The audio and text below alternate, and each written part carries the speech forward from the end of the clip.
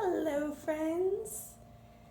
So I still haven't seen any schedule suggestions, so I hope you do give me those because making decisions is hard for me. But here we go with the Count of Monte Cristo, chapter 45, A Summer Ball. Scarcely had Monsieur Danglars left the Count of Monte Cristo to write in all haste to his correspondent Aunt Janina when Albert de Moncrief was announced. The Count received him with his habitual smile. It was a strange thing, but nobody ever seemed to advance a step in that man's favor. Those who attempted to force a way into his heart encountered an impassable wall. Volkov ran toward him with open arms, but as soon as he drew near, he dropped them in spite of the Count's friendly smile, and did no more than put out his hand. The Count merely touched the tips of his fingers, as he always did. "Here I am, Count. What is the news?" "News? You ask that question of me, a stranger." "Of course. I mean, have you done anything for me?" "Did you ask me to do anything for you?" asked the Count, feigning uneasiness. "Oh, nonsense," said Albert. "Don't pretend to be so indifferent. They say that one mind can communicate with another through space. When I was at Tréport, I felt that you were either working for me or thinking of me." "That is possible," said Monte Cristo.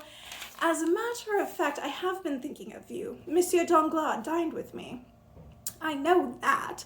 Was it not to avoid meeting him that my mother and I left town for a few days? But Monsieur Cavalcanti also dined with me." "Your Italian prince?" "That is an exaggeration. Monsieur Andrea only styles himself a viscount." "Styles himself, do you say?" "Yes, I said styles himself." "He is not a viscount, then." "How do I know? He gives himself the title, I give it him, everybody does, which is the same as if he actually was a viscount." "What a strange man you are. So Monsieur Danglars dined here with your Viscount Andrea Cavalcanti?" "With Viscount Andrea Cavalcanti, the Marquis, his father, Madame Danglars, Monsieur and Madame de Villefort, all charming people, and then Monsieur Debray, Maximilien Morel, and, let me see, oh yes, and Monsieur de Chateaurenard. Did they speak of me?" "Not a word." "More's the pity." "Why? It seems to me you would prefer them to forget you." "My dear Count, if they did not speak of me, it only means that they thought all the more of me. Truly, I am an unlucky fellow." What does that matter, since Mademoiselle Danglars was not amongst the number?" "It is true enough. She might have been thinking of you at home." "I have no fear of that. At any rate, if she was, it was in the same way in which I think of her." "What touching sympathy." "Do you really hate each other?" "I think Mademoiselle Danglars would make a charming mistress, but as a wife—" "Is that the way you think of your future spouse?" said Monte Cristo, laughing. "It is a little unkind, perhaps, but true nonetheless. Since this dream cannot be realized, I shrink from the idea of Mademoiselle Danglars becoming my wife. That is to say, living with me, thinking, singing in my company, composing her verses and music by my side my whole life long. One can always leave a mistress, but a wife, deuce take that, and it is a different matter. You must live with her perpetually." "You are difficult to please, Viscount." "I am, for I often crave for the impossible." "What is that?" "To find a wife such as my father found." "So your father was one of the few fortunate ones," said he. "You know my opinion of my mother. She is an angel sent from heaven. She is still beautiful, quick-witted, sweeter than ever. I have just been to Tréport with her. Most sons would look upon that as an irksome filial duty or an act of condescension on their part. But I assure you, Count, for the 4 days I spent alone with my mother were more restful, more peaceful, and more poetic than if I had been accompanied by Queen Mab or Titania." "That is perfection indeed. Anyone hearing you speak thus will take the vow of celibacy." "The reason I do not care about marrying Mademoiselle Danglars is that I know a perfect woman. This is the reason why my joy will be indescribable to the day she realizes that I am but a piteous atom with scarcely as many 100,000 francs as she has millions." "Let things take their course. Perhaps everything will come as you wish. But tell me, do you seriously wish to break off your engagement?" "I would give 100,000 francs to do so." "Then make yourself quite happy. Monsieur Danglars would give twice that much to attain the same end." "That is too good to be true," replied Albert. Yet as he spoke, an almost imperceptible cloud passed over his brow, and he asked, "Has Monsieur Danglars any reason?" "Ah, here comes your proud and selfish nature to the fore." Well, I have once again found a man ready to hack at another's self-respect with a hatchet, but who cries out when his own is pricked with a pin. Not at all, but I think Monsieur Danglars should be charmed with you. Well, Monsieur Danglars has such execrably bad taste that he is still more charmed with someone else. With whom? How should I know? Look around you, judge for yourself, and profit by the inferences you draw. All right, I think I understand. Listen, not my mother. My father is thinking of giving a ball at this time of the year. Summer balls are fashionable. You see, those who remain in Paris in the month of July are the real Parisians. Will you convey your invitation to the Messieurs Cavalcanti? When is the ball to take place? On Saturday. Monsieur Cavalcanti Sr. will have left Paris by then. But Monsieur Cavalcanti Jr. will be there. Will you bring him along with you? I do not know him. I never saw him till 2 or 3 days ago and cannot hold myself responsible for him. But you receive him at your house. That is quite a different matter. He was recommended to me by a worthy abbé who may himself be mistaken in him. Invite him yourself if you like, but do not ask me to introduce him. If he marries Mademoiselle Danglars later on, you will accuse me of interfering and challenge me to a duel. Besides, I do not know whether I shall go to your ball myself. Why not? In the first place, because you have not yet invited me. I have come for that express purpose. That is very kind of you. I may, however, still be compelled to refuse. When I tell you that my mother especially asks you to come, I'm sure you will brush aside all obstacles. The Countess of Morcerf asks me, inquired Monte Cristo with a start.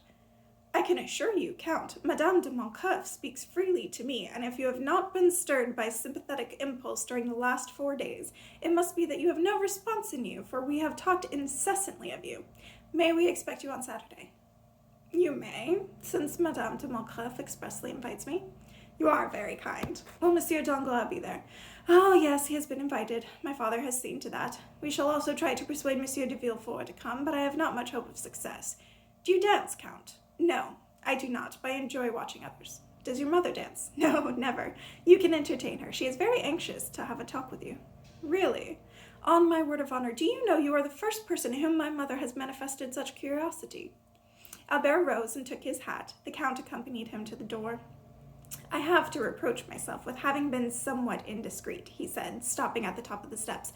I should not have spoken to you about Monsieur Danglars. On the contrary, continue speaking about him now and always, so long as it's in the same strain.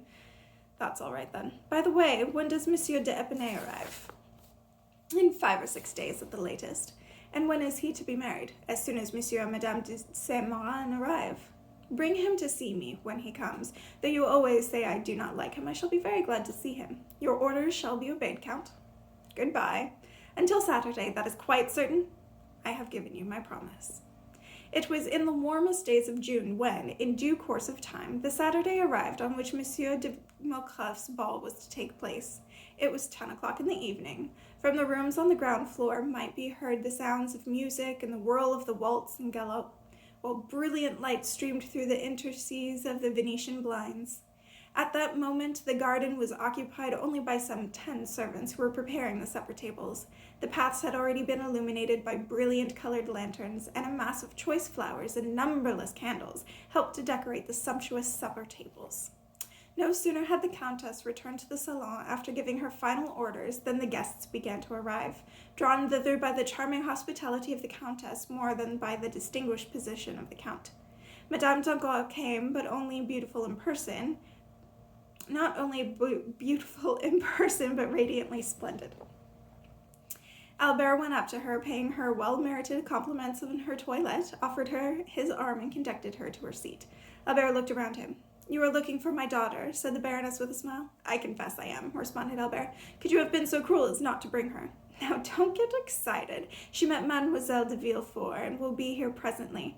Look, there they come, both of them wearing white, one with a bouquet of roses and the other with myositis. But tell me, what do you wish to know, madame? Is the Count of Monte Cristo not coming this evening? 17, said Albert. What do you mean? Only that you are the 17th person who has put that same question to me, replied Albert, laughing. He is doing well. I congratulate him. Have you answered everyone as you have answered me? Oh, to be sure, I have not yet replied to your question. Do not fear, madame. We shall have the privilege of enjoying the company of the lion of the day. Were you at the opera yesterday? He was there. No, I did not go. Did the eccentric man do anything original? Does he ever do anything else? Elsle was dancing in Le Diable Boiteau, and the Greek princess was in raptures.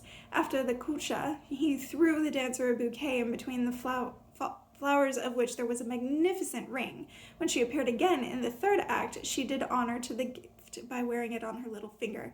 But leave me here and now and go pay your respects to Madame de Villefort. I can see she is longing to have a talk with you.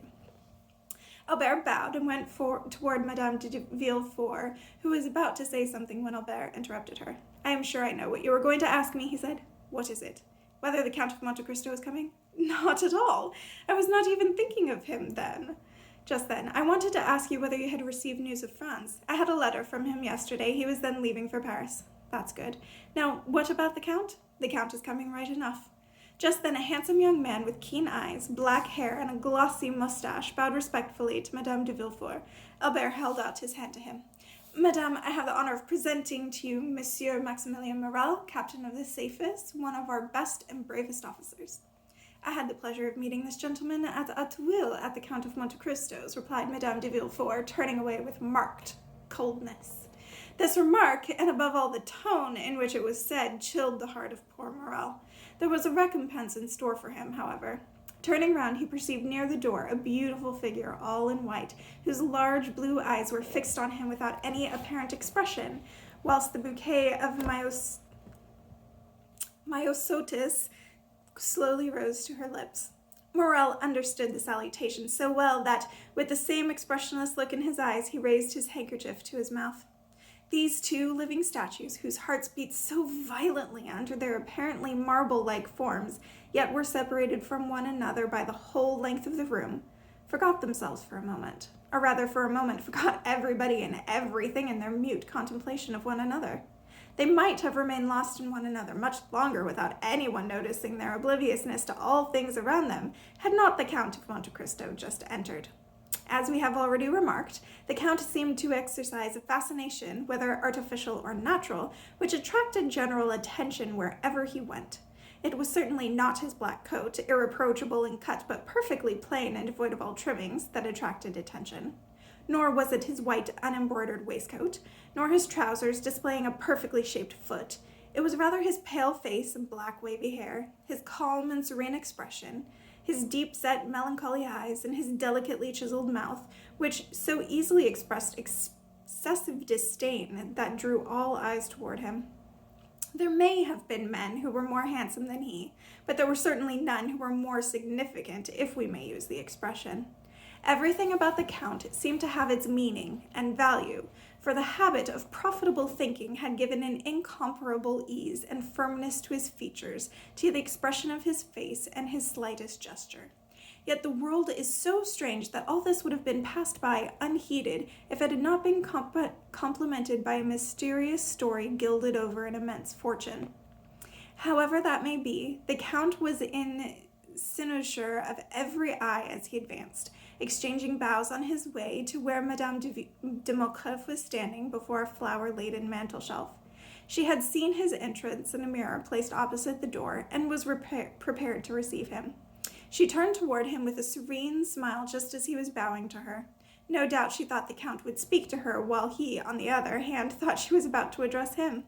They both remained silent, therefore, apparently feeling that banalities were out of place between them, so after exchanging salutations, Monte Cristo went in search of Albert. "Have you seen my mother?" was Albert's first remark. "I have just had the pleasure," said the Count, "but I have not yet seen your father. He is talking politics with a small group of great celebrities." Just then the Count felt his arm pressed. He turned round to find himself face to face with Danglars.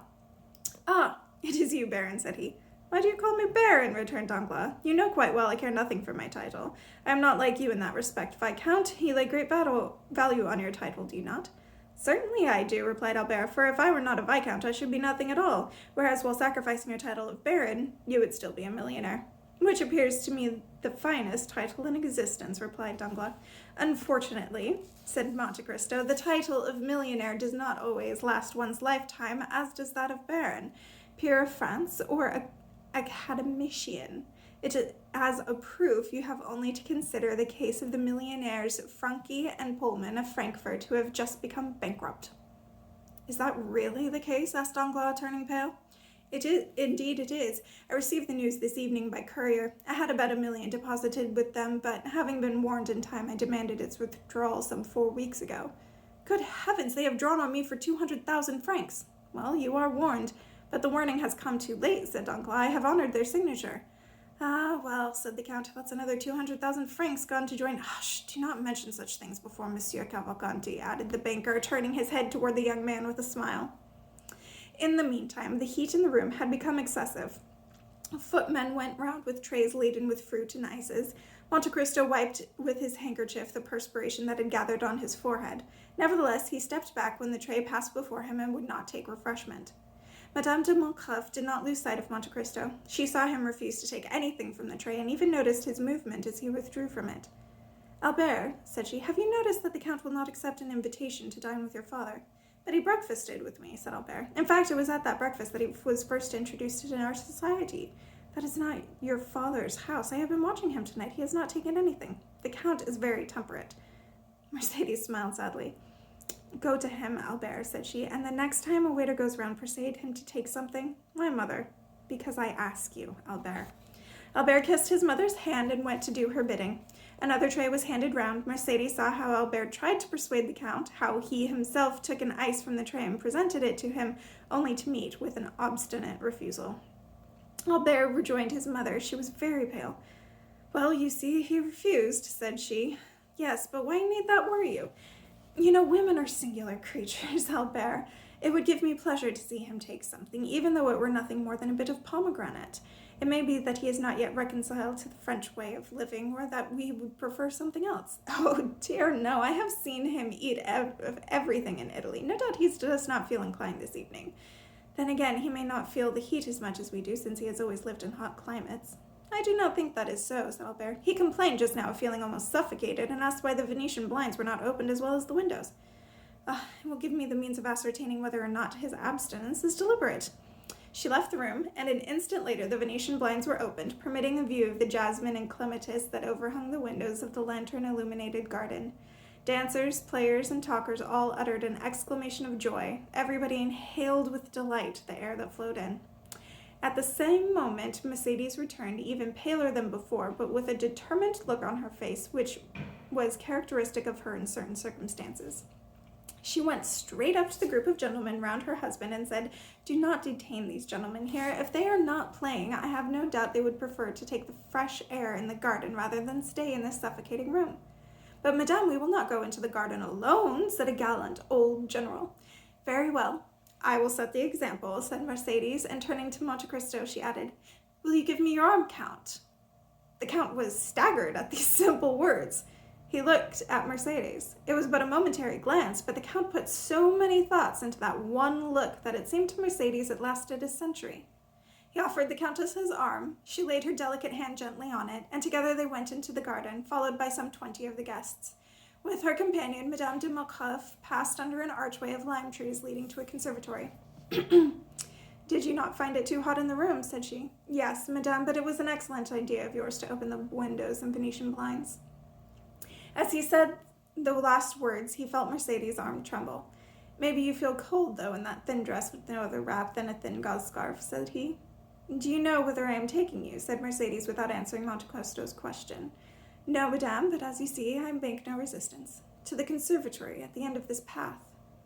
The Count looked at Mercedes as if he were about to ask her a question, but she went on her way without saying another word, and the Count also remained silent. They reached the building resplendent with magnificent fruit of every kind. The Countess left the Count's side and went over to a vine stalk to pluck a bunch of muscatel grapes. Take these, Count, she said with a sad smile that one would almost see the tears springing up into her eyes. I know our French grapes cannot compare with yours in Sicily and Cyprus, but you must make allowances for our poor northern son. The Count bowed and drew back a step. Do you refuse? Said Mercedes in a tremulous voice. I must ask you to excuse me, madame. I never eat muscatel grapes. With a sigh, Mercedes dropped the grapes. A magnificent peach, warmed by the artificial heat of the conservatory, was hanging against a adjoining wall. Mercedes plucked it. Take this peach, then. The Count again refused. What? Again? She exclaimed in so plaintive a tone that one felt she was stifling a song. Really, Count, you pain me. A long silence ensued. Like the grapes, The peach rolled to the ground. There is a touching Arabian custom, Count, Mercedes said at last, looking at Monte Cristo supplicatingly, which makes eternal friends of those who share bread and salt under the same roof. I know it, madame, but we are in France and not in Arabia, and in France eternal friendships are as rare as the beautiful custom you just mentioned. But we are friends, are we not? Said the Countess breathlessly, with her eyes fixed on Monte Cristo, whose arm she convulsively clasped between her two hands. Certainly we are friends, madame, he replied. In any case, why should we not be? His tone was so different from what Mercedes desired that she turned away to vent a sigh resembling a groan. Thank you, was all she said. She began to walk on, and they went all round the garden without uttering another word. After about 10 minutes' silence, she suddenly said, Is it true you have seen much, traveled far, and suffered deeply? I have suffered deeply, madame, answered Monte Cristo. But now you are happy. Doubtless, replied the Count, since no one hears me complain. And has your present happiness softened your heart? My present happiness equals my past misery, said the Count. Are you not married? Asked the Countess. I, married, exclaimed Monte Cristo, shuddering. Who could have told you that? No one told me you were, but you have frequently been seen at the opera with a young and lovely person. She is a slave whom I bought at Constantinople, madame, the daughter of a prince. Having no one else to love in the world, I have adopted her as my daughter. You live alone, then? I do. You have no sister, no son, no father. I have no one. How can you live thus, with no one to attach you to life? It is not my fault, madame.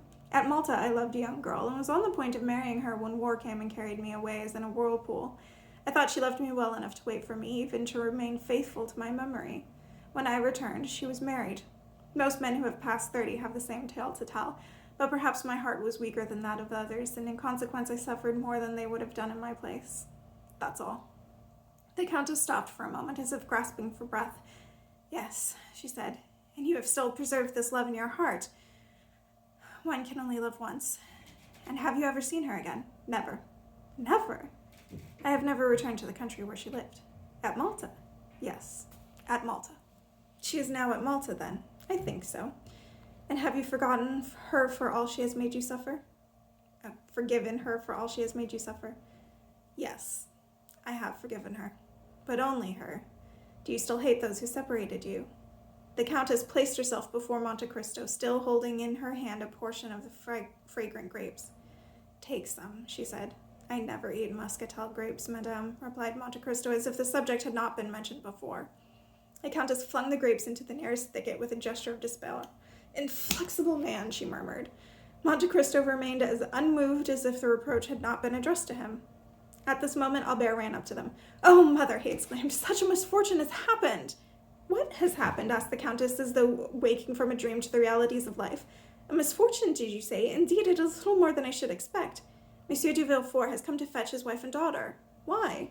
Madame de Saint-Méran has just arrived in Paris, bringing the news of Monsieur de Saint-Méran's death, which occurred at the first stage after he left Marseille.